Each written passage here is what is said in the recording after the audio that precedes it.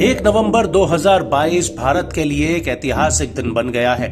दरअसल इसी दिन भारत की अपनी डिजिटल करेंसी लॉन्च हुई, जिसकी वजह से देश के करोड़ों लोगों को डिजिटल लेन देन में सहूलियत होगी। साथ ही डिजिटल रुपए के इस्तेमाल के लिए रिजर्व बैंक ऑफ इंडिया ने देश के कुल 9 बैंकों का चयन किया है और आरबीआई का कहना है कि डिजिटल रुपए का इस्तेमाल सरकारी बॉन्ड की खरीद बिक्री पर होने वाले निपटारे की रकम के तौर पर भी किया जा सकेगा।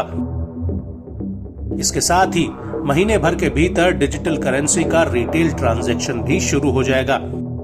अब ऐसे में सवाल उठता है कि आखिर आरबीआई को डिजिटल करेंसी क्यों लानी पड़ी?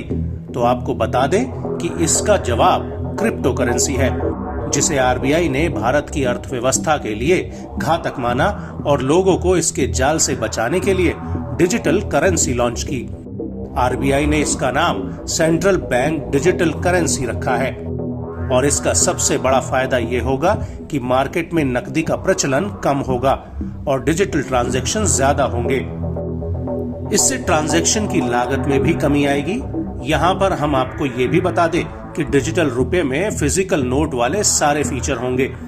लोगों के पास डिजिटल करेंसी को फिजिकल नोटों में बदलने की भी सुविधा दी जाएगी। हालांकि अभी जानकारी ये भी आई है कि डिजिटल करेंसी के लिए अलग से बैंक खाता खोलने की भी जरूरत नहीं होगी। इसके अलावा आप जिसे पेमेंट करना चाहेंगे उसे इससे पेमेंट कर सकेंगे और उसके अकाउंट में ये पहुंच जाएगी। डिजिटल रुपया अकाउंट में दिखाई देगा। डिजिटल करेंसी में कैश के मुकाबले ट्रांजैक्शन आसान और सुरक्षित होगा। ये बिल्कुल कैश की तरह ही काम करेगी, लेकिन टेक्नोलॉजी के जरिए ट्रांजैक्शन पूरा होगा।